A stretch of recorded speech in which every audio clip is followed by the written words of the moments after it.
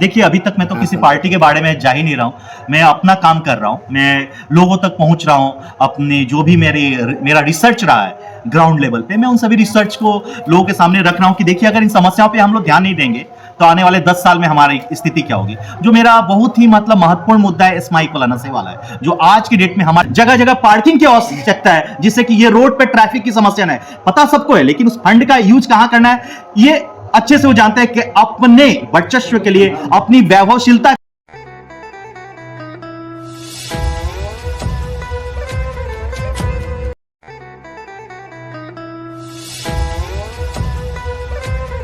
सिवान जिला में भ्रमण कर रहे हैं लोकसभा चुनाव को लेकर के, क्या आखिर क्यों ऐसा आपके मन में आया कि आप लोकसभा चुनाव लड़ने के लिए उतना अच्छा खासा पैकेज छोड़ के चले आए? सबसे पहले यहाँ पे जो भी मीडिया बंधुगण है सभी को मैं धन्यवाद देना चाहूँगा, और आपके सभी दर्शकों को मेरा नमन। अब आते हैं आपके क्वेश्चन पे। देखिए, हम जैसे लोगों को राजनीति में आना, इसका मतलब समझिए हमें क्यों आना पड़ा। मेरा मुख्य उद्देश्य है कि मैं ज़मीन से जुड़े जो मूलभूत हमारे यहाँ समस्याएं हैं उनको मैं जनता तक पहुँचा सकूँ। इसके अलावा बहुत सारी गंभीर समस्याएं हैं जिनको मैं चाह रहा हूँ कि समाज जो भी मतलब नेता आए इन मुद्दों पे बात करें। हमारे यहाँ होता क्या है, जब भी मतलब राजनीति की बात आती है, लोग ऐसे ऐसे मुद्दों पर लोग उलझा देते हैं जिससे कि असली जो मुद्दा है वो ढक जाता है। तो चलिए हम बात करते हैं मतलब कुछ मूलभूत मुद्दाओं के बारे में। आपका गरीबी है, स्वास्थ्य है, शिक्षा, इन मुद्दाओं के साथ ट्रैफिक, जैसे सिवान में ट्रैफिक का समस्या, इन सब चीजों को लेकर के जेन्युइन मुद्दों के साथ आप पूरे सिवान में भ्रमण करें, अच्छा खासा पॉजिटिव रिस्पांस भी आ रहा है पब्लिक के द्वारा, तो इस पे आप क्या कहिएगा? आखिरकार पहले के नेता अगर क्या किए हैं कि आपको ये सब मुद्दा लेके आना पड़ा? देखिए, अगर पहले के जो भी नेतृत्व अगर कुछ किए रहते तो हम जैसे लोगों को आने की जरूरत ही नहीं पड़ती, क्योंकि हम जहाँ पे हैं वहाँ पे काफ़ी अच्छे फिट हैं, हमें यहाँ पे जरूरत नहीं पड़ती। लेकिन हमें इसलिए आना पड़ रहा है कि आने वाले समय में हमारे जो बच्चे हैं या हमारे छोटे भाई है वो ये ना कहें कि आप तो उस समय सक्षम थे, क्यों नहीं आवाज़ उठाए। एक जिम्मेदार नागरिक होने के नाते आवाज़ उठाना मेरा फर्ज बनता है, मेरा क्या आपका भी बनता है। तो ये एक माध्यम है, ये एक लोकसभा का चुनाव एक माध्यम है जिसके जरिए मैं लोगों तक पहुंच रहा हूं। लोगों तक जो मूलभूत कहिए या बहुत ही गंभीर समस्याएं मैं लोगों तक पहुंचा रहा हूं कि हमारा असली मुद्दा क्या होना चाहिए। जैसे कुछ एग्जांपल मैं देना चाहूंगा, इससे पहले आप पहला क्वेश्चन कुछ और क्वेश्चन पूछे मुझसे। आप ट्रैफिक की समस्या ले लीजिए, हल्ला है सिवान में, सिसवन डाला। क्या आपको लगता है ये समस्या केवल सिसवन डाला पे ही है? नहीं, आंदर, असाव, किसी भी बाजार में आप चले जाइए, कोई ऐसा बाजार नहीं है जहां पे ये ट्रैफिक की समस्या नहीं है। और ये समस्या केवल ये पिछले 5 से 15 साल के बीच में नहीं है, ये समस्या काफी दिनों से है। तो आज कोई है तो दूसरे पर ब्लेम डाल रहा है कि तुम्हारी वजह से ये नहीं बना, वो नहीं बना। लेकिन अगर देखा जाए तो ये समस्या पिछले कई दशकों से है। जो भी नेतृत्व रहे हैं या हैं, उनका ध्यान इसमें जाना चाहिए कि हर बाजार के ट्रैफिक की समस्या को समाधान किया जाए। सिसवन ढाला पे ही केवल जाम नहीं लगता है, कचहरी ढाला पे भी लगता है। सिवान में और भी बहुत सारे जगह हैं जहां पे जाम लगता है, राइट, स्टेशन के पास भी जाम लग जाता है। आप देखें तो समस्याएं हर जगह है, लेकिन हम लोग क्या करते हैं, कुछ समस्याओं के आड़े और सभी समस्याओं को ढक देते हैं। लेकिन रोजमर्रा की जिंदगी में पूरे जिले के लोग इससे परेशान हैं, तो आपको ध्यान हर समस्या पे देना पड़ेगा। अब आते हैं एक और मूलभूत सुविधा के बारे में।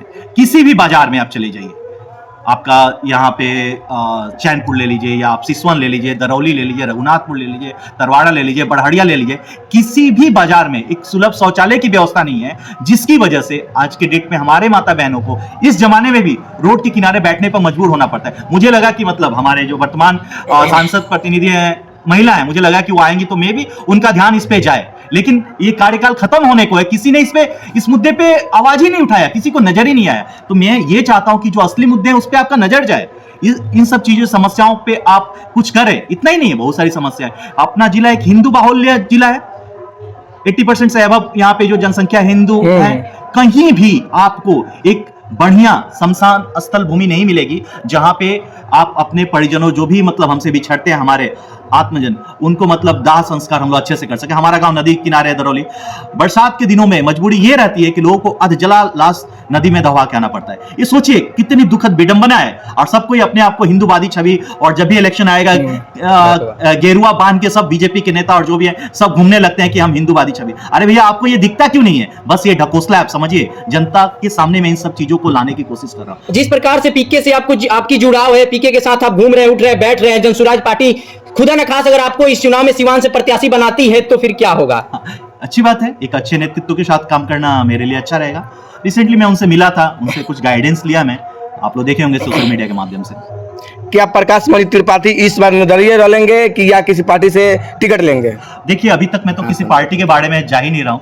मैं अपना काम कर रहा हूँ, मैं लोगों तक पहुँच रहा हूँ। अपने जो भी मेरा रिसर्च रहा है ग्राउंड लेवल पे, मैं उन सभी रिसर्च को लोगों के सामने रख रहा हूँ कि देखिए, अगर इन समस्याओं पे हम लोग ध्यान नहीं देंगे तो आने वाले 10 साल में हमारी स्थिति क्या होगी। जो मेरा बहुत ही मतलब महत्वपूर्ण मुद्दा है स्माइक वाला, नशे वाला है, जो आज की डेट में हमारे युवा वर्ग इस नशे के गिरफ्त में आ रहे हैं और 3 से 4 साल में वो अपना दम तोड़ दे रहे हैं। जिस घर में भी एक लड़का स्माइक नशे के शिकार में हो रहा है, उस घर की आर्थिक, सामाजिक और मानसिक स्थिति तीनों खराब हो जा रही है। हमारे यहाँ बेरोजगारी इतनी चरम सीमा पे है कि कुछ युवा तो मतलब समझिए कि स्माइक नशा करने के बाद अपराध को अपना पैसा अपनाने पे मतलब मजबूर हो रहे हैं, या उनसे अपराध कराया जा रहा है पैसे का प्रलोभन देके। तो ये बहुत सारी समस्याएं हैं जिसको मैं चाहता हूं कि जनता के सामने लाऊं।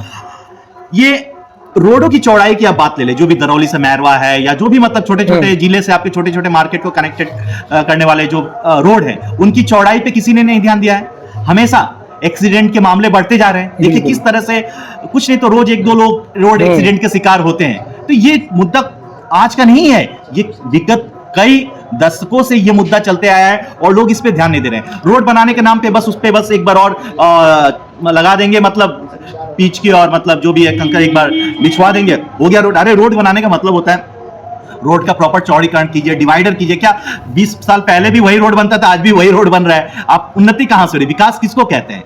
आप अपना लक्ष्य रखें, गरीबी और अपराध को जब आप सांसद बन जाएंगे तो मिटा देंगे, अपना लक्ष्य रखे हैं। तो क्या आपको लगता है कि सांसद आप जब बन जाएंगे तो गरीबी और अपराध सिवान से कम हो जाएगा, जिस तरह से अपराध का अगर आप बढ़ा हुआ है सिवान में? देखिए, मेरा प्रयास रहेगा। देखिए, किसी भी चीज को आप अगर सिस्टमैटिक एक प्लान से चलते हैं तो खत्म कर सकते हैं। कोई बीमारी अगर है, उसकी दवा अच्छी तरह से उसको अगर पकड़ लिया जाए कि उसका जड़ क्या है, तो दवा चला के हम लोग खत्म कर सकते हैं। तो मेरा ये प्रयास है कि हर ब्लॉक में कुछ छोटे छोटे कल कारखाने ही शुरू किए जाए, जिससे कि लोगों को रोजगार मिले। जब लोगों को रोजगार मिलेगा, बच्चे जब काम में व्यस्त हो जाएंगे तो उनके पास समय नहीं रहेगा जो भी मतलब कि अपराध जगत में पैर रखे मजबूरी में या नशे के गिरफ्त में आके।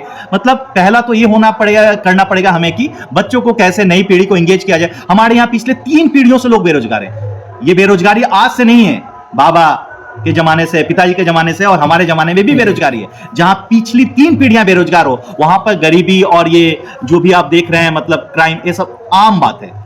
ये भी सिवान में नहीं रहता है। जैसे जीतते के बाद ये लोग फॉरेन ट्रिप में रहते हैं या अपने देश के अच्छे अच्छे शहर में आप देखे होंगे घूमते रहते हैं, सबका इन्वेस्टमेंट बाहर होते रहता है। ऐसा नहीं है कि वो जानते नहीं है कि इस समस्या को कैसे समाधान करना है। क्या आप दिल्ली जाके घूम के नहीं आते, आप साउथ में घूम के आते हैं? आपको क्या पता नहीं है कि ट्रैफिक की समस्या को कैसे समाधान किया जा सकता है? जगह जगह पे हम लोग रोडों का चौड़ीकरण करना जरूरी है। जगह जगह पे हम लोग को छोटे छोटे मार्केट बनानी जरूरी है, जिससे कि ठेले वाले, कुमचे वाले, जो भी सब्जी वाले, उनको एक प्रॉपर व्यवस्था मिल जाए। जगह जगह पार्किंग की आवश्यकता है, जिससे कि ये रोड पे ट्रैफिक की समस्या न है। पता सबको है, लेकिन उस फंड का यूज कहां करना है ये अच्छे से वो जानते हैं कि अपने वर्चस्व के लिए, अपनी वैभवशीलता के लिए और अपने जो भी मतलब पोसवा लोग हैं आप जो कहते हैं, उनको खुश करने के लिए बस ये होता है। तो ये सब चीजें तो जग जाहिर है। जो भी आज के पिछले आपकी जितने वर्ष का आप उठा लीजिए इतिहास हमारे सिवान का, जो भी नेतृत्व रहा है, कुछ ना कुछ ऐसा ही करते आए, कुछ वैसा काम नहीं किया जिससे कि लोगों को जीविका उपार्जन हो, कुछ आय में वृद्धि हो या लोगों की लाइफ स्टाइल अच्छी हो। आना चाहिए क्योंकि लोगों को एक विकल्प मिले। अभी तक क्या था कि ये खराब है, इनसे थोड़े खराब ये है, तो यही चाहते, इन्हीं को वोट दे दो। लेकिन जब तक हम आप जैसे लोग उठ के अपने दम पे बाहर नहीं आएंगे, इस युद्ध में भाग नहीं लें, तब तक लोगों को पता चले कैसे कि ये भी एक योद्धा है।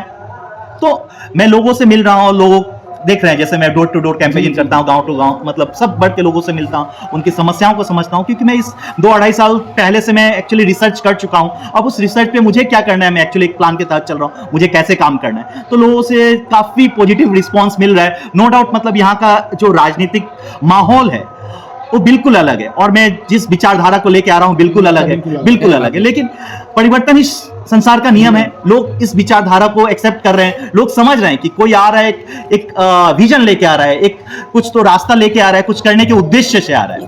तो जब जिले के ऊपर है, काफी ग्राउंड लेवल से उनका जो रिसर्च है मतलब जो भी है वो कॉमनली पूरे बिहार को लेकर चल रहे हैं और मैं पूरे जिले को लेकर चल रहा हूँ। नो डाउट अगर प्रशांत किशोर जैसे कि मैं उनसे मिला था और मुझे सपोर्ट करते हैं तो मेरा सौभाग्य रहेगा, लेकिन अभी मैं फिलहाल एक निर्दलीय प्रत्याशी के तौर पे ही मतलब पूरे जिले में भ्रमण कर रहा हूं, जिससे कि आगे चल के ये नहीं हो कि मैं किसी पार्टी का नाम लेके आया और बैठ गया। तो मैं हर हाल में मुझे चुनाव को लड़ना है, इसलिए मैं एक निर्दलीय, शुरू से मैं कह रहा हूं मैं एक निर्दलीय प्रत्याशी हूं। आगे जो भी मुझे सपोर्ट करे, मेरे विचारधारा से सहमत हो, मैं उनके साथ रहूंगा। कहीं ना कहीं आप चुनाव आते मार्केट में दिख रहे हैं, इसके पहले कहाँ थे?